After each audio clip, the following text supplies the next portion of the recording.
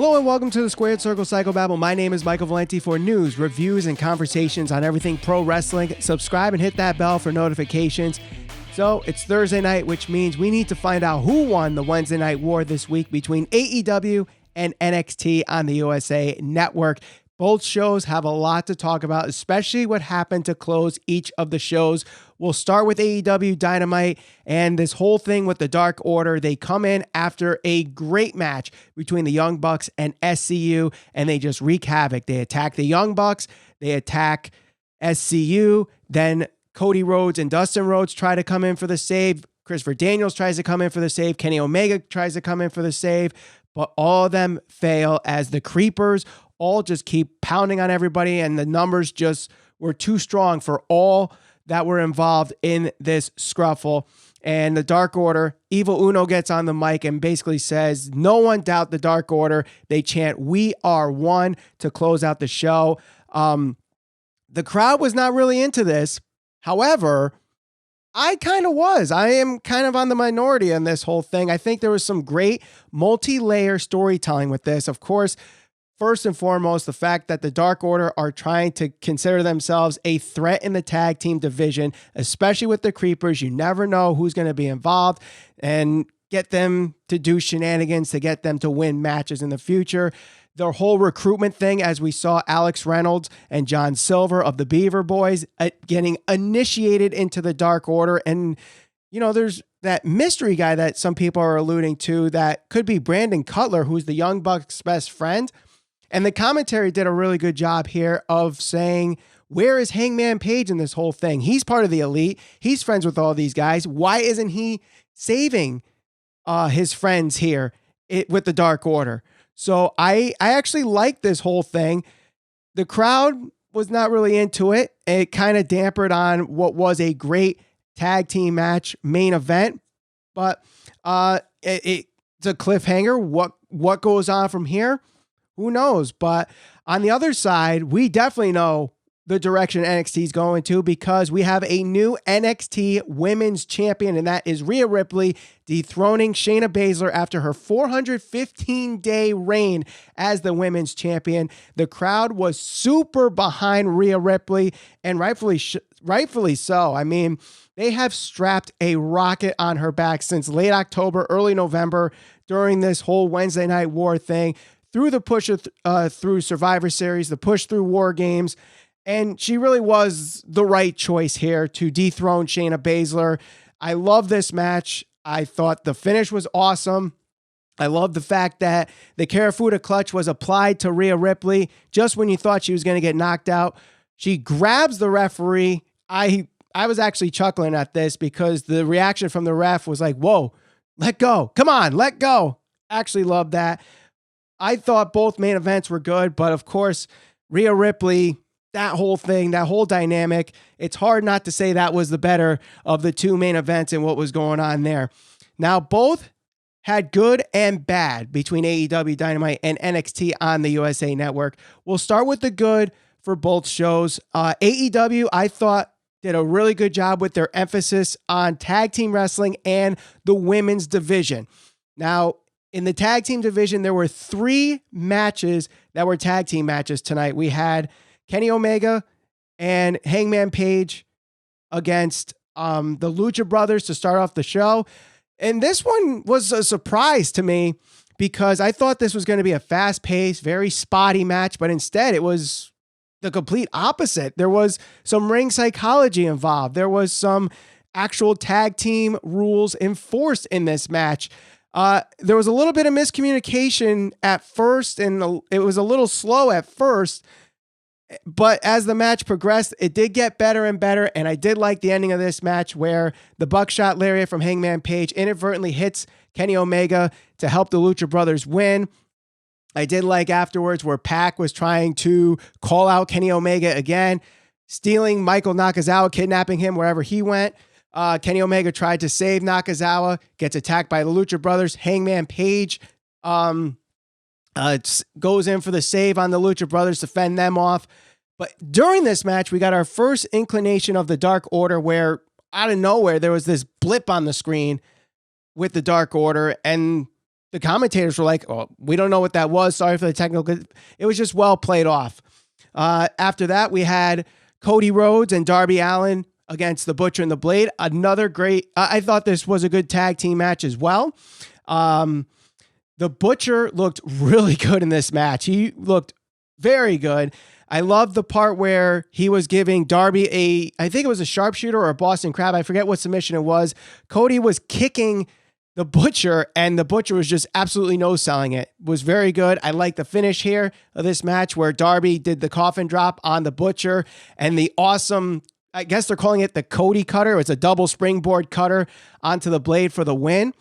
And then, of course, the main event with SCU and the Young Bucks was a very good match that we all know some people might say have been dampered because of what happened with the Dark Order.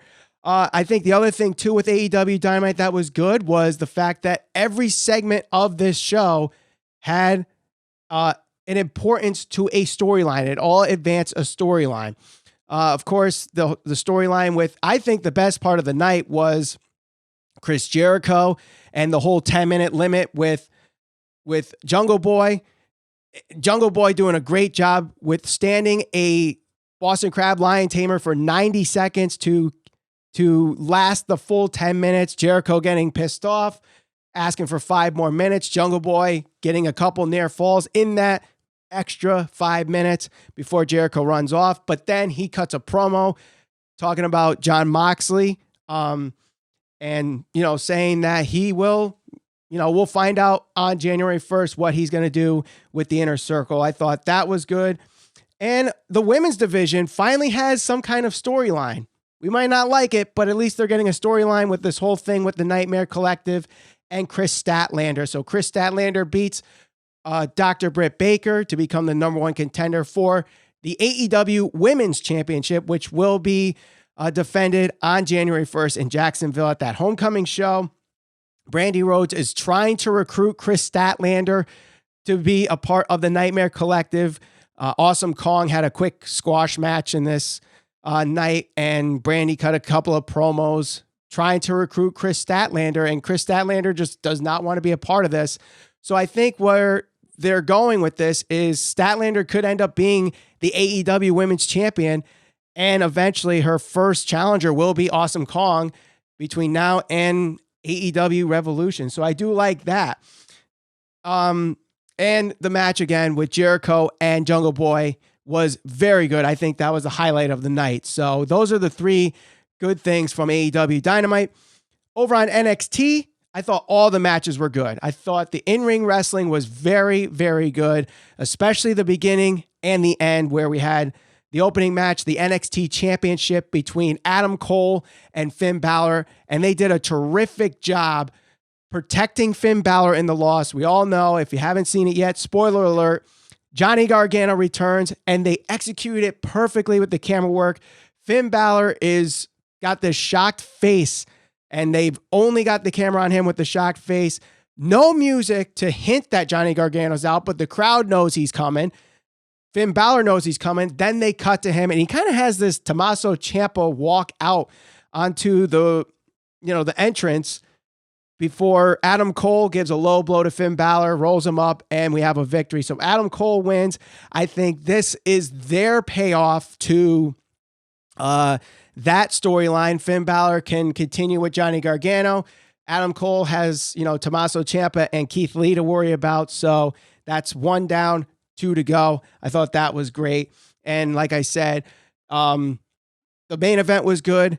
We also had some great wrestling in between where Kushida and Cameron Grimes had a good match. Killian Dane and Damian Priest had a good match. Io Shirai and Santana Garrett had a good match. Pete Dunne and Travis Banks had a good match. So there wasn't really a match in there that I was like, this wasn't a good match. All solid matches. Now let's talk about the bad for both shows, because there are some things that were a little bad. First and foremost, for AEW Dynamite, I think some of the booking here was a little questionable. I understand Cody and Darby Allin getting the win over Butcher and the Blade to help push a match for the homecoming show where Darby and Cody will get a rematch. But this is just week 2 of the Butcher and the Blade in the ring. I would think they would want to push them as a top tag team in this division where, we're still kind of, I know we have some good tag teams here, but who's really going to be that team to take the belts off of SCU? Is it going to be the Dark Order? It could have been the Butcher and the Blade and build that up. But I think this loss here kind of lost their momentum. And the fact that there was really no mention of MJF, especially when he's not on this show, that kind of worries me a little bit. But I think in a couple weeks' time, we'll see on that January 1st show, I think we'll see a little bit more progression with that storyline with MJF, the Butcher and the Blade. If they're in fact working together, I don't know. But also the other bad thing, this Nightmare Collective thing is just not working. To me, it's just too weird. Is it a cult thing like the Dark Order? Is it like a weird voodoo thing? What are we doing with this whole Nightmare Collective thing? I don't know. I really don't know. I think the other bad thing too is I would have put the tag team titles on the Young Bucks, and this whole Dark Order thing afterwards may have even been a better impact because now that starts the first feud for the Young Bucks as the AEW Tag Team Champions. There's not really much of a history before that, but if they're recruiting Brandon Cutler, that is a connection there because of, Brandon Cutler being basically the Young Bucks' best friend. You also have Hangman Page in that dynamic as well. SCU has had a good run so far. So I think it wouldn't have hindered them too much dropping the titles here. And I think this would have been a good way to close out the final show of AEW Dynamite for 2019, having the Young Bucks win those tag team titles. But unfortunately, Tony Khan and the powers that be thought otherwise, and they went with SCU retaining. They're still a good tag team. I'm not saying, let's give them the Roman Reigns treatment here and start booing them at everything. But just would have liked the Young Bucks here at that point. For NXT, I think there were a couple matches here that were just kind of thrown together just as fillers. They're still trying to figure out this whole 2-hour thing. This episode, there was a lot more substance to the matches, but there's still a couple fillers. Io Shirai versus Santana Garrett, although it was a good match. Why are we having that match? What is the purpose of this match? Yes, maybe to get a win for Io Shirai, just to get her on TV. Same thing for Pete Dunne and Travis Banks. Is this to push Worlds Collide? I don't know. It just wasn't really translated well into the show. So, but the other matches obviously had reasons for it. So at the end of the day, which show was better? Well, if you ask the ratings, which everybody loves talking about these ratings, for the first time in 12 weeks, NXT actually beat AEW in the ratings with a 0.27 rating in the 18 to 49 demographic over AEW's 0.25. And they also beat them in total viewership. So NXT actually went up from 778,000 total viewers last week to 795,000 viewers this week.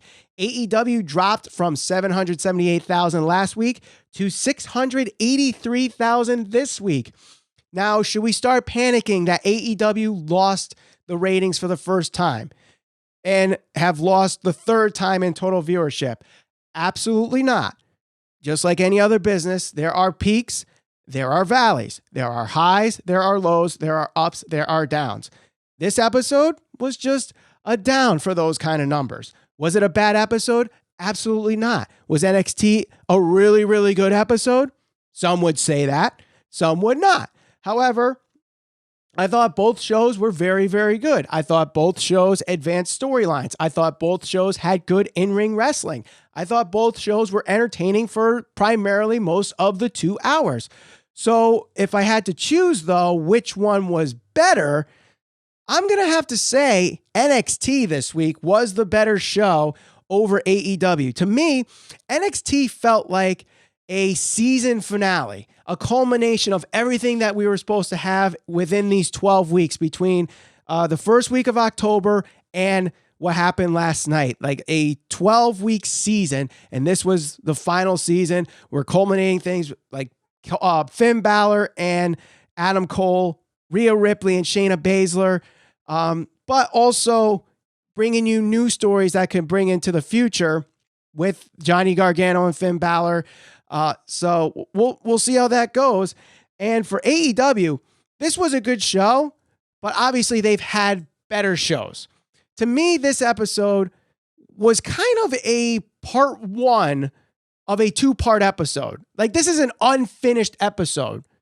We still need to know a few things. The whole Dark Order thing in the main event, the Nightmare Collective stuff, Darby Allin and Cody Rhodes.